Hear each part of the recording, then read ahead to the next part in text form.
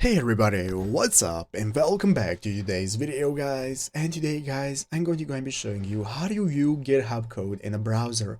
This is a very simple thing to do, so make sure to watch this quick and easy video till the very end and follow my steps correctly so you can make sure this works the same for you and you can do this yourself.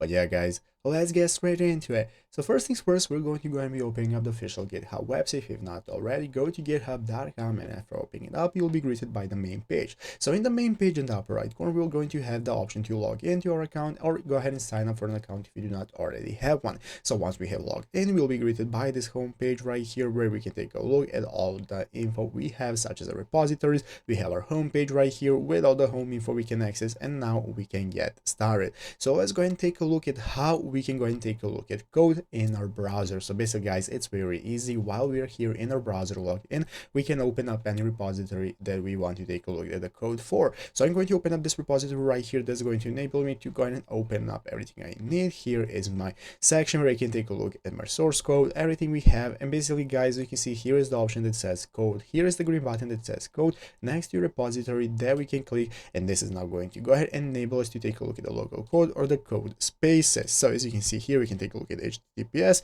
SSH, and GitHub CLI. So whichever option you prefer, you can go ahead and get started cloning using this web URL right here. But if you want to download the code guys, you can go ahead and download as a zip. This is going to enable you to download all the code from right here. So you can see here is the code that makes this project. You can click on source and it's going to enable you to take a look at all the code and info regarding the project, and it's easy as that. So I hope this video was helpful. If it was, make sure to leave a like, subscribe to the channel. So you guys, thanks for watching, take care, and bye.